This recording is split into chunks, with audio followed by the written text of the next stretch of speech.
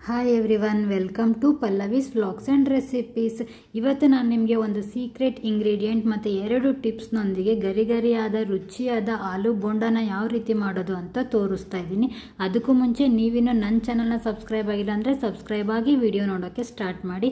ಇವಾಗ ಏನೇನು ಇಂಗ್ರೀಡಿಯೆಂಟ್ಸ್ ಬೇಕು ಅಂತ ತೋರಿಸ್ತೀನಿ. ಒಂದು ಸೀಕ್ರೆಟ್ ಇಂಗ್ರೀಡಿಯೆಂಟ್ನ ನಾನು ಹಾಕುವಾಗಲೇ ಹೇಳ್ತೀನಿ, ಇದರಲ್ಲಿ ಆ್ಯಡ್ ಮಾಡಿರೋದಿಲ್ಲ.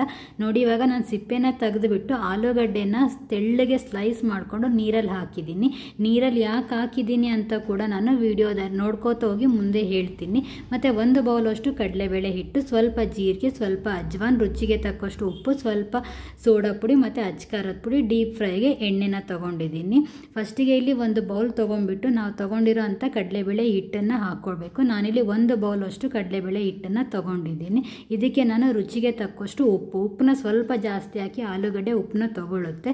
ಮತ್ತು 1 ಚಿಟಿಕೆಯಷ್ಟು ಸೋಡಾ ಪುಡಿನ ಹಾಕ್ಕೊಳ್ಳಿ. ಸೋಡಾ ಹೆಚ್ಚಿಗೆ ಆದರೂ ಕೂಡ ಬೋಂಡ ಚೆನ್ನಾಗಿ ಬರಲ್ಲ, ಕಮ್ಮಿ ಆದರೂ ಕೂಡ ಬೋಂಡ ಚೆನ್ನಾಗಿ ಬರಲ್ಲ.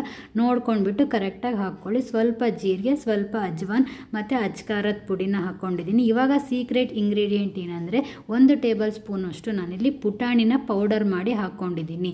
ಇದನ್ನು ಹಾಕ್ಕೊಂಡು ನೋಡಿ, ನಿಮಗೆ ಗೊತ್ತಾಗುತ್ತೆ ಬೋಂಡ ಎಷ್ಟು ಗರಿಗರಿಯಾಗಿ ಬರುತ್ತೆ ಅಂತ. ಎಷ್ಟೋ ಜನಕ್ಕೆ ಈ ವಿಷಯ ಗೊತ್ತಿಲ್ಲ. ಹಾಕಿ ಒಂದ್ಸಲ ಟ್ರೈ ಮಾಡಿ ನನಗೆ ಕಮೆಂಟ್ ಮಾಡಿ. ನೀವು ಇನ್ನೂ ಒಂದು ಟಿಪ್ ಏನಂದರೆ, ನೀವು ಬೋಂಡ ಅಥವಾ ಮಿರ್ಚಿನ ಮಾಡಬೇಕಾದ್ರೆ ಎಣ್ಣೆನ ಸ್ವಲ್ಪ ಬಿಸಿ ಮಾಡಿಬಿಟ್ಟು ಹಾಕ್ಕೋಬೇಕು. ನೋಡಿ, ಇವಾಗ ಹಿಟ್ಟಿಗೆ ಹಾಕಿದ್ರೆ ಯಾವ ಥರ ನೊರೆ ಬಂತು, ಅಷ್ಟು ಬಿಸಿನ ಮಾಡ್ಕೊಂಡ್ಬಿಟ್ಟು ಹಾಕ್ಕೊಂಡು ಚೆನ್ನಾಗಿ ಇದನ್ನು ನಾವು ಮಿಕ್ಸ್ ಮಾಡ್ಕೋಬೇಕು. ಎಣ್ಣೆ ನೀರು ಹಾಕೋಕ್ಕೂ ಮುಂಚೆನೇ ಚೆನ್ನಾಗಿ ಇದನ್ನು ನಾವು ಮಿಕ್ಸ್ ಮಾಡ್ಕೋಬೇಕು. ಅಂದರೆ ಈ ಥರ ಒಂದು ಮುಷ್ಟಿಯಲ್ಲಿ ಹಿಡಿದ್ರೆ ಇದು ಒಂದು ಉಂಡೆ ಥರ ಬರಬೇಕು. ಅಷ್ಟು ಎಣ್ಣೆನ ಹಾಕ್ಕೊಂಡ್ರೆ ಏನಾಗುತ್ತೆ, ಬೋಂಡ ಅಥವಾ ಮಿರ್ಚಿ ಎಣ್ಣೆನ ಹಿಡಿಯೋದಿಲ್ಲ. ಎಣ್ಣೆ ಆಯ್ತಪ್ಪ ಬೋಂಡ ಅಂತಾರಲ್ಲ, ಆ ಥರ ಇದು ಆಗೋದಿಲ್ಲ. ಎಣ್ಣೆನ ಕಮ್ಮಿ ಹಿಡಿಯುತ್ತೆ. ಹಾಗಾಗಿ ಎಣ್ಣೆನ ಹಾಕಿ ಒಂದ್ಸಲ ನೀವು ಬೋಂಡ ಮಾಡಿ ನೋಡಿ, ನಿಮಗೆ ಗೊತ್ತಾಗುತ್ತೆ. ಇವಾಗ ನಾನೇನು ಮಾಡ್ತೀನಿ, ಸ್ವಲ್ಪನೇ ನೀರು ಹಾಕ್ಕೊಂಡ್ಬಿಟ್ಟು ಗಟ್ಟಿಗೆ ನಾನು ಈ ಹಿಟ್ಟನ್ನು ಕಲಿಸ್ಕೊಳ್ತೀನಿ. ನೀರಾದರೆ ಆಲೂಗಡ್ಡೆಗೆ ಅಂಟ್ಕೊಳೋದಿಲ್ಲ. ಹಾಗಾಗಿ ಸ್ವಲ್ಪ ಗಟ್ಟಿಗೇನೆ ನೀವು ಇದನ್ನು ಕಲಿಸ್ಕೊಳ್ಳಿ. ನೋಡಿ, ತೋರಿಸ್ತಿದ್ದೀನಲ್ಲ, ಈ ಕನ್ಸಿಸ್ಟೆನ್ಸಿಯಲ್ಲಿ ನೀವು ಇದನ್ನು ಕಲಿಸ್ಕೊಳ್ಳಿ. ಇನ್ನೊಂದೇನೆಂದರೆ, ನಾನು ಆಲೂಗಡ್ಡೆನ ಕಟ್ ಮಾಡಿ ನೀರಲ್ಲಿ ಹಾಕಿಟ್ಟಿದ್ದೆ. ಯಾಕೆ ಅಂತ ಅಂದರೆ, ಈ ಥರ ಮಾಡೋದ್ರಿಂದ ಏನಾಗುತ್ತೆ, ಆಲೂಗಡ್ಡೆ ಮತ್ತು ಹಿಟ್ಟು ಚೆನ್ನಾಗಿ ಅಂಟ್ಕೊಳ್ಳುತ್ತೆ. ಕೆಲವ್ರು ಮಕ್ಳು ಏನು ಮಾಡ್ತಾರೆ ಅಂದರೆ, ಆಲೂಗಡ್ಡೆನ ತೆಗೆದುಬಿಟ್ಟು ಮೇಲೆ ಹಿಟ್ಟಷ್ಟೇ ತಿಂತಾರೆ. ಈ ರೀತಿ ಮಾಡಿ ನೋಡಿ, ಹಿಟ್ಟು ಮತ್ತು ಆಲೂಗಡ್ಡೆ ಸಪ್ರೇಟ್ ಆಗೋದಿಲ್ಲ, ಚೆನ್ನಾಗಿ ಅಂಟ್ಕೊಂಡ್ಬಿಡುತ್ತೆ. ಮತ್ತು ಏನಂದರೆ, ಆಲೂಗಡ್ಡೆ ಚೆನ್ನಾಗಿ ಬಾಯ್ಲ್ ಕೂಡ ಆಗುತ್ತೆ. ನೀರಲ್ಲಿ ಹಾಕಿದ್ದೀವಿ ಸಿಡಿಯುತ್ತೆ ಅಂತ ಎಲ್ಲ ಅಂದ್ಕೊಳಕ್ಕೆ ಹೋಗಬೇಡಿ.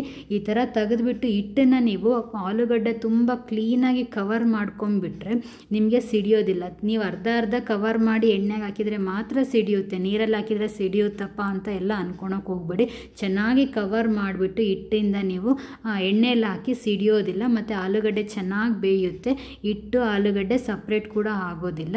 ಇವು 3 ಟ್ರಿಕ್ಕನ್ನು ನೀವು ಫಾಲೋ ಮಾಡಿ. ಚೆನ್ನಾಗಿ ಎಣ್ಣೆ ಕಾದ್ಮೇಲೆ ಆಲೂಗಡ್ಡೆಗೆ ಹಿಟ್ಟನ್ನ ಹಚ್ಚಿಬಿಟ್ಟು ನೀವು ಸ್ಲೋ ಫ್ಲೇಮಲ್ಲಿ ಇಟ್ಕೊಂಡು ಆಲೂಗಡ್ಡೆನ ಡೀಪ್ ಫ್ರೈ ಮಾಡ್ಕೊಳ್ಳಿ. ನೀವು ತುಂಬಾ ಕ್ರಿಸ್ಪಿಯಾಗಿರೋವಂಥ ಮತ್ತು ಆಯಿಲ್ ಕೂಡ ಹಿಡಿದೇ ಇರೋವಂಥ ಬಾಯ್ಲ್ ಆಗಿರೋವಂಥ ಆಲೂಗಡ್ಡೆಯಿಂದ ರೆಡಿಯಾಗಿರೋವಂಥ ಆಲೂ ಬೋಂಡ ನಿಮಗೆ ರೆಡಿ ಆಗುತ್ತೆ. ಒಂದ್ಸಲ ಇವು 3 ಟ್ರಿಕ್ ಅಥವಾ ಟಿಪ್ಸ್ನ ನೀವು ಫಾಲೋ ಮಾಡಿಬಿಟ್ಟು ನನಗೆ ಕಮೆಂಟ್ ಮಾಡಿ, ಯಾವ ಥರ ಬಂದಿತ್ತು, ಎಷ್ಟು ಗರಿಗರಿಯಾಗಿತ್ತು, ಎಷ್ಟು ಎಣ್ಣೆನ ಕಡಿಮೆ ಯೂಸ್ ಮಾಡ್ಕೊಂಡಿತ್ತು, ಮತ್ತು ಆಲೂಗಡ್ಡೆ ಯಾವ ರೀತಿ ಬಾಯ್ಲ್ ಆಗಿತ್ತು ಅಂತ ನೀವು ನನಗೆ ಕಮೆಂಟ್ ಮಾಡಿ. ತುಂಬಾ ಸೂಪರಾಗಿರುತ್ತೆ.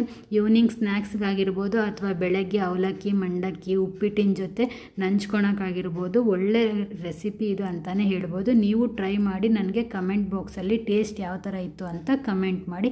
ನನ್ನ ಚಾನಲ್ನ ಇನ್ನೂ ಸಬ್ಸ್ಕ್ರೈಬ್ ಆಗಿಲ್ಲ ಅಂದರೆ ಸಬ್ಸ್ಕ್ರೈಬ್ ಆಗಿ. Thanks for watching.